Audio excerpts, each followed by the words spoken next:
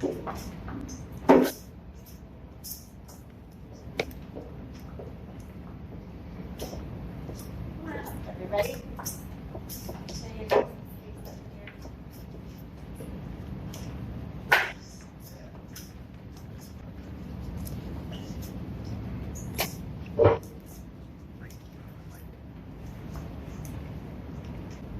When you speak, be right in front of the mic, please. Good morning, everyone. Thank you all for being here, and thank you for waiting. We're very pleased you're all joining us so that we can come together and recognize and support the people who are still at risk within the walls of Stateville. I would specifically like to honor Mr. Michael Broadway and his family, and thank his brother Bernard and his wife Shanice for coming. Thank you also to former class members who will speak about their time at Stateville: Jimmy SoDo, Bernard McKinley, Carl Williams, Eric Anderson, and Eric Blackman. Thank you to all of the community activists who are present here and not present who have been working to close Stateville. Thank you to the media for being here. My name is Maria McCarr. This is my colleague Heather Lewis Donnell and my colleague Jacqueline Lewis. Heather and I are civil rights attorneys here at Lovey & Lovey. We represent the people currently housed at Stateville in an injunctive class action, Dobby. The class action seeks to address a number of life-threatening conditions at Stateville. Mr. SoDo was a Dobby class member, as are the others up here with me. And this morning, we filed a motion for preliminary injunction, asking the court to order the Illinois Department of Corrections to transfer people out of Stateville now, to prevent further harm to the people who are housed there, from dangers at Stateville including falling concrete, rainwater infiltration, and roof deterioration. All of these dangers are making the buildings, in particular the Porterhouse, where almost all residents live at Stateville, at risk.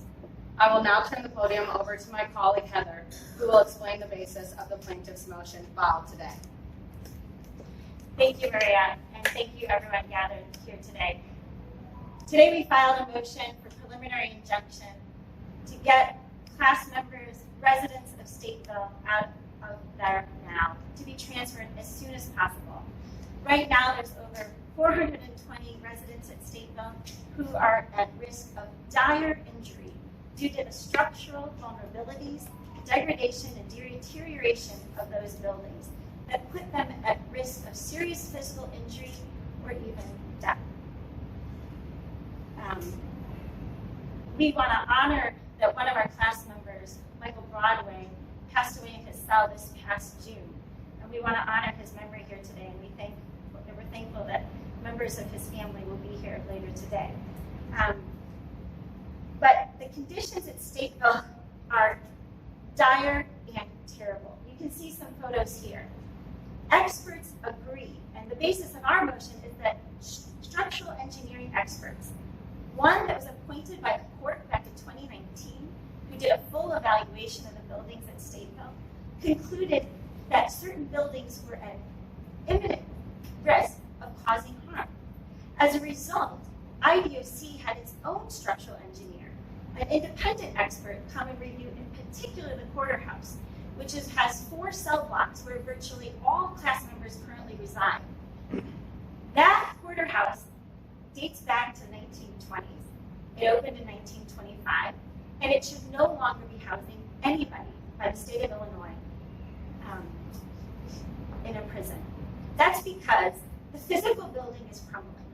Literally, concrete is falling off the walls, which you'll hear about, which happened last August. And the reason for that is that due to the deterioration that has let water come into the building, the steel beams are rusting and expanding and corroding. As a result, it's causing bricks and concrete to crumble and to fall. Back in January 2022, IDOC got a report from their own expert that said that there were a number of conditions that were red level, requiring immediate attention. And that's because the structures may not do what they're supposed to do.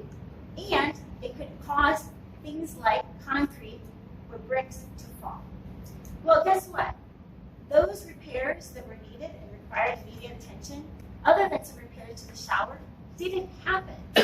And as a result, last August in 2023, concrete actually fell from near the ceiling in Edward House off a window lintel. That was something that IDOC's expert had said needed to be looked at right away back in 2022, because the window lintels above the window structure in the quarterhouse looked like they might give way. Well, none of those repairs have been done. And in the meantime, class members have been living there and witnessing that when it rains, the water continues to come in, which again corrodes the steel and concrete and puts them and exposes them, class members, to imminent risk and harm. We want class members out now. And that's why we filed this motion, so there'll be no further delay. That IDOC will make a plan and set a date certain so that we can ensure that no other class members have to risk physical harm or injury. In addition to the quarterhouse, IDOC has itself identified that the building that houses the kitchen, where all meals are prepared for class members and where they often sometimes eat, is also in need of immediate repairs, somewhere in the millions. And one of the things it needs repair is its fire suppression system. Again, something essential for a kitchen that puts class members who are working in there and eating in there at imminent risk of harm. Now, this motion is focused on the structural defects and vulnerabilities of the quarterhouse and the kitchen and other buildings, but we all know that there are other conditions that class members are suffering, that activists are working hard to bring about change, and that this lawsuit addresses. And while the motion is premised on these decaying buildings, we also know that every condition at Stateville, the water, the excessive temperatures, heat and cold, the vermin, the birds, are all exacerbated and compounded when the structure is not secure and when it is vulnerable. I want to turn now the podium over to a former class member, Mr. James SoDo. He was in Stateville from 1982 to 1997, and again from 2017 to December 2023, when he was released and exonerated. And since then, he has been working as an activist and a voice to call attention to what's happening still at Stateville. And I want to turn it to him now so he can describe to you what it's like to live in these conditions. And I'm also grateful and thankful for all the other former class members who are here today to talk to their own experience, but to also give voice to our class members who can't be here because they are in Stateville right now. And so you will hear the words from some of the class members who have filed declarations in support of this motion through the voices of some of the former class members who resided in Stateville. Thank you. Once again, I'd like to thank you all for coming here this morning. My name is Jimmy SoDo, and I was exonerated in December of 2024 from a natural life sentence. And during my time out, I now work for the University of Chicago as a community justice fellow at the Center for the Study of Race, Politics, and Culture. I also work at the University of Northwestern as a paralegal/researcher. And I am a founder of an initiative called Build Communities, Not Prisons. I would like to first, before I talk about my own experience, talk about one of my cohorts, Abdul Malik Muhammad. He is the named plaintiff in this class action suit on the conditions at Stateville. And I would just like to highlight some of what he said in his sworn declaration. He states, on approximately July 24, 2024, a large piece of concrete broke out in the commissary from a beam in the ceiling. I observed rotten wood underneath where the concrete had been. Concrete has fallen from the window near the ceiling in E-House. Some of the windows in E-House are now nailed shut and or blocked from opening due to the materials that were put up to prevent more concrete from falling from the windows. The barriers to protect us from the structural risk are causing restriction of airflow in E-House and making the heat even more extreme as a result. There are many other cracks in the walls in the quarter house. I can also observe certain cell bars that appear to be bending under pressure. When it rains, I am also able to observe water on the inside walls. In E-House, I observed a crack on the outside of a cell in 901. There is a crack that has loose concrete and debris in it. This is also a crack in the ceiling of cell 901. I've watched this crack expand in E-House from 2016 to now. I also observed small pieces of concrete on the stairwell near this crack. It is frightening to observe these cracks and know that the bulging concrete or broken pieces of it could fall at any time. I fear that more concrete may fall, or worse, that the building is unstable. I have to agree with Malik. I was there in August of 2023 when there was a ceiling that concrete fell from it. They put a police tape there to keep people from walking underneath where they thought was the only place that was unsafe. The next day after this happened, I remember I walked to the shower with a correctional officer, and no more than 6 feet away from us, a small piece of concrete had fallen from a bar that was up there. This rebar had the small piece of concrete hanging on it. I saw it when I was coming out of my cell, never thinking that it was going to fall near me as I walked to the shower, and that's what occurred. But I've also, during my time there, saw so many other structural problems. For example, Malik talks about the water coming through the ceiling and along the wall. That's all the time it rains. It doesn't even have to rain heavy because the roof is compromised due to the weight of the roof, and they never fixed it, and it's putting pressure down on the whole structure of the building. In my cell on 7 Gallery, I could feel the heat last year. It was stifling. There is no ventilation up there. Like he said, they nail or screw the windows shut in the winter, and they're very slow, if at all, to open the windows up in the warmer months. I also remember in my own cell, my electricity would go out. Every time it rained, I had a crack along the back of my wall right over my electrical outlet. And every time it rained, it would trickle down and pop the breaker, and I'd have no electricity. Again, maintenance was very slow to go fix it. I had to go days without electricity, having to have extension cords in my neighbor's cell just for me to have my fan on. But I just want to illustrate how terrible the conditions are that I was there. I seen as well the bending bars in front of my cell. If you were to walk in Stateville on the higher galleries, you'll notice that the galleries run crooked. It's like a fun house. They go one way and then the other, you know? So when you're walking on it, and there are literally chunks of concrete, small pieces, that are coming out from the gallery because it's all falling apart and the rebar is beginning to be exposed. The kitchen as well, she mentioned that it was in severe disrepair. There's a part of it, when you walk over it, it's basically like soggy wood that you're walking over, and it never fix it, you know? And I have to wonder, is this even a place that you can serve food to people at, you know? Let alone you would see mice run along on bread and cookies, you know, periodically. So I know from my experience, the heat, the way it was, and Michael having passed, perhaps due to the heat, I really want to see that Stateville is closed and that no other harm comes there. This is really a public health issue, a safety issue of those that are in there. And like she said, it's dire. And I just hope that, you know, this place does get closed and those individuals can be moved out of there to a more suitable place for human beings. And I would like to next turn it over to Berard MCK, who's also a fellow cohort of mine. Berard? Good morning. I want to thank everybody for coming and watching. My name is Berard MCK. I just was recently released from Stateville after 23 years.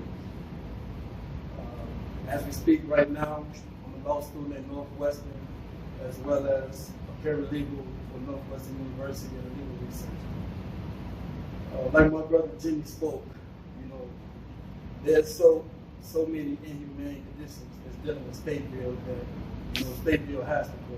I'm talking about has to go. And during my time of incarceration, it was these injustices, these inhumane conditions that sparked my passion to want to be a civil rights attorney. Before I explain my own experience, I want to read an insert from SoDo. This entire facility is crumbling apart. When I lived in B House and C House, I observed the bars when the gallery was bound. I also observed the gallery floor buckling in B House and C House. In the past, it would continue to have water run inside after the rain outside has stopped. It would go on to pour inside for additional hours, leaving a significant amount of water accumulating on the floor, and residents would mop up the house. I have observed the concrete walls and floors being wet during rainstorms or after it has rained. In the commissary, one of the holding rooms used for when we go to commissary is unable to close off because of roof issues that makes it unsafe to be in there. I have not been to the gym in 5 years. The gym was first closed during the COVID-19 pandemic, but it has not reopened because it is inoperable due to flooding and roofing issues. Reading this insert from SoDo, one of my colleagues, as well as one of my friends, brothers, who also helped us start an organization called Berard Illinois. Those conditions that he speaks about is all but similar to what I witnessed. One thing that I will say is that when that water comes down and goes to that foundation, it creates what's called black mold. So when you go in these cells and you have black mold in your cells, they contribute to respiratory issues. Respiratory issues that my brother Broadway had.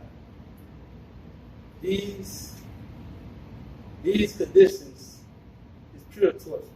There's no other way to say it about it. I would say the last wave of COVID inside Stateville, I experienced being on the 9th floor in a manner that I would say it was like June pushing towards July, and they just decided that they wanted to turn the heat on.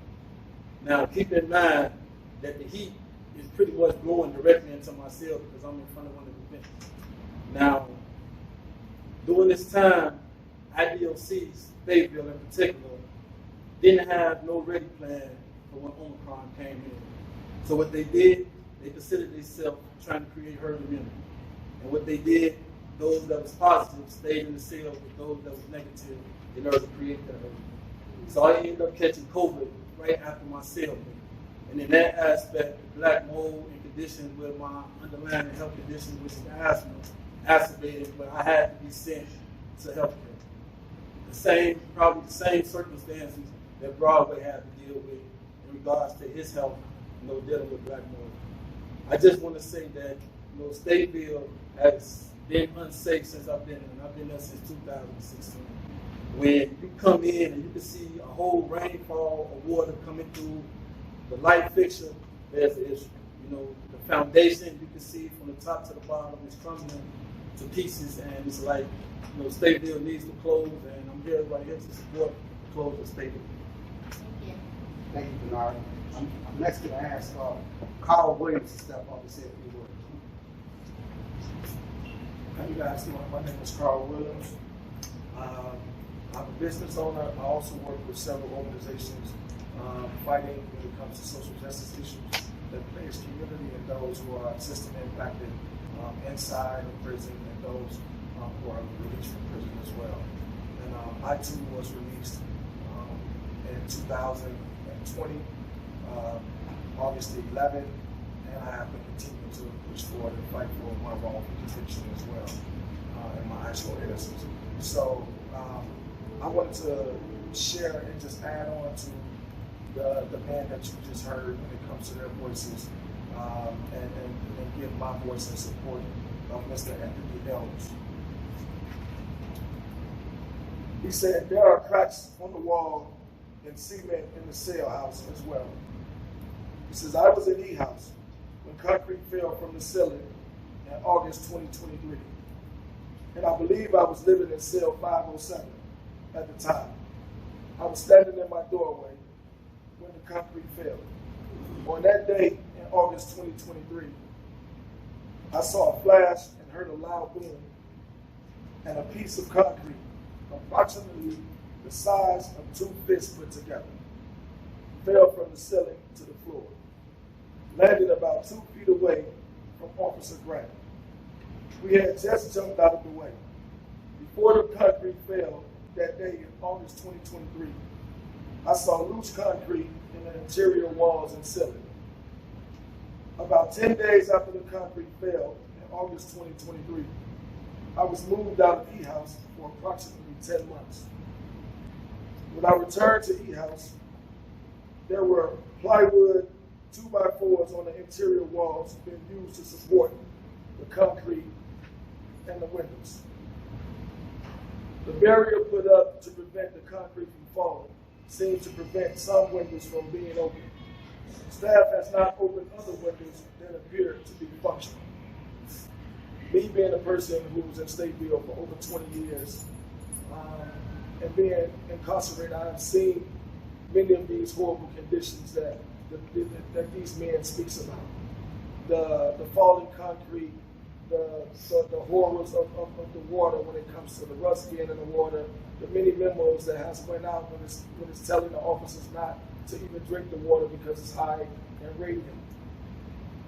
You've heard many of them say how this is a public health issue, but it's also a mental health issue as well because of how it affects those who are system impacted inside of those prisons, having to constantly deal with those conditions and cry out about those conditions, but yet have no changes in the process while making these complaints and these grievances. But they're going through the process of the grievances or reaching out to those who are on the outside, asking for our support to be able to be a voice for them to help get those conditions changed. It has been a long time coming, and I think that the call for Stateville to be closed and to be shut down is past overdue. It's important that we have an attentive ear when listening to the voices of these men from the suffering that they've had to endure inside of Stateville. As I said again, I was a person who was also impacted by those very same conditions, and I too support the call for Stateville to be closed as well. The person to speak will be Eric Anderson. Hello, my name is Eric Anderson. As Jimmy just said, I am also system impacted. I was incarcerated from the age of 15 for a crime I committed until I was 43. I was released in April of 2023. I lived in Stateville from 1998 to 2003 for about 5 years, and I lived there again in 2017 and 2018 for another year. My experience there echoes the sentiment of these men and what's been illustrated already. I lived in cells where there was no working electricity for 6 months at a time. I couldn't use a fan or a lamp or anything like that. I lived in cells where rainwater came in on a regular basis. I lived in cells in the newest buildings that were put in Stateville that were opened in the 80s that were condemned after I left. And I lived in the oldest buildings in Stateville. And I will say that when I lived there 26 years ago, there was problems with the water supply. They had created new policies for commissary for how much water that people who were incarcerated there could purchase from the commissary, bottled water, because they knew how toxic the water was there on a regular basis. This is not a new thing. Stateville and the DOC have been aware of this for many, many years, and it's past time for this action to be taken. I'm up here speaking on my own personal experience. I lived through that, and what I would like for this is for nobody else to go through that for another day. Thank you. Thank you, Eric. We're going to have one more Eric Blackman come up and speak. Hello as well. Thanks for having me. Thanks for coming to me. My name is Berard MCK. I served nearly 2 decades in prison, wrongfully incarcerated. Throughout that time, I served from 2004 to 2018 in Stateville. Throughout that time there, I encountered most of these conditions as many of these guys have said. One of the most vivid memories I could remember was in 2017, I was placed in E-House on a 9-gallon, which is the top gallon, I had never really been up on the top gallery like that before, so we would often hear about the stories of rainwater and things pouring in. We would see the bricks fall, but never in my cell have I ever experienced this. One night while there in that cell, I went to sleep. It was any other typical April day. Never thought anything of it. Throughout the middle of the night, I remember waking to feeling these drips of rain, like what's going on, where. As I would get up, I would just see water pouring and rain that had started throughout the middle of the night. As a result of that, my bed, all of my things were soaked. I ended up being sick as a result of being, compensating ward and all of that water. That water and those things were draining that cell for months before I was ever moved or anything would ever happen. Myself and my cellmate at the time, we would often find ourselves on days and we watched the television and it would say it would rain. We would take toilet paper and fashion it together to try to at least fill it in the crack to stop it. After months of these conditions, we would often see black mold start to form on the ceiling, these type of things. And we'll try to clean it as best we could with the, I won't even say that these were adequate material that we received for cleaning, but we would do the best we could. We would often see it come back in a matter of days. These conditions right here often leads to a lot of illnesses for myself just as well as others. Throughout this time, we would often complain about grievances. We are well aware that the administration, IDOC, people in Springfield are very much aware of these problems and these issues that this prison is heading. Today I stand here and I speak just and hope that somebody else will not have to endure those conditions, to get sick, get ill, and just have to live through that. To be away from your parents and your families and your loved ones is enough. To have to serve time for a crime that you may have not have committed. It's more than enough to have to live through those conditions. I don't think anybody would wish for the worst thing in your life, even the family can have discussed and anything. Today I just ask and hope that everyone listens. We'll just follow suit and just act like to please stop this, please stop this. It's just happening I again want to thank everybody for joining us here today and all the voices that spoke. We have some time for questions if anybody has any questions. Yes, and then you. Oh, me first. Yeah. So it's been well known for, I guess, the last several months that IDOC had set a goal to close Stateville as early as September. I think anyone who's paying attention to those hearings, in Lincoln and Joliet, it seemed to indicate that they probably, it looks as if they're going to need more time, they said, to close it down. But prior to those meetings, because I believe it was in March where IDOC had filed paperwork saying that, Stateville could close as early as 180 days, which would be September. Did you think that that was sufficient? Like, would you still have done what you did today by filing, this motion to close the meeting? Yes, thank you for that question. To be clear, it's our position really, these conditions have been done for so long, it should have been shut down even before that announcement. But we welcomed that announcement and the initial time frame, which was going to follow the State Facilities Closure Act and the COGFA process, that's been completed. Right. And so there's no further delay needed. That's why we're filing this motion. Heather, where would they go? Yeah, so the IDOC will be transferring folks that need to be transferred. If there's someone who's finished their sentence, obviously they'll be released. But the IDOC, this motion is just about transfer. IDOC will be transferring them to other IDOC facilities. Is there space in the system to accommodate? There is, yes. I mean, for example, there are many of these folks here. There's some wonderful educational programs. Northwestern University runs a program that's a very powerful program. I know that's running a bachelor's degree program inside Stateville. There's other educational programs that are also being run there by other institutions and facilities. Sheridan Correctional Center is really equipped and set up to run educational programming, right? And it has space. And you'll see those figures in our motion. There's space there now. No. Since the city held the hearings, what sort of updates, if any, have you heard in terms of timelines? Yes, I think really the timeline plans are those that have been publicly stated. So there's no, and that is partly why this motion is being filed to get a date certain.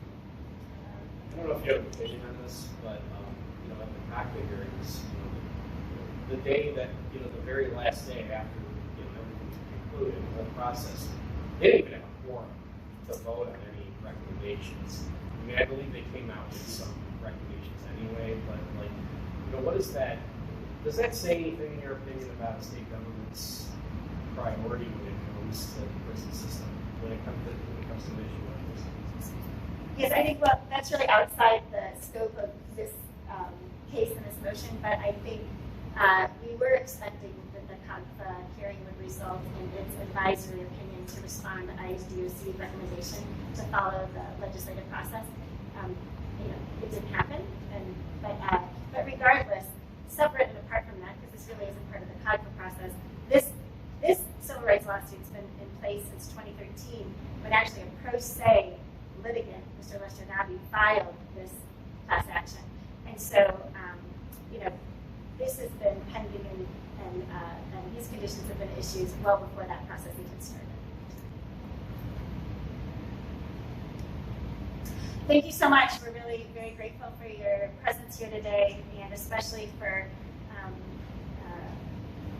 our class member, Michael Broadway's family who's here, and his lawyer who's here, as well as the class members and former class members who've been here to share their experiences, because that's really the people who are impacted by this most. Thank you.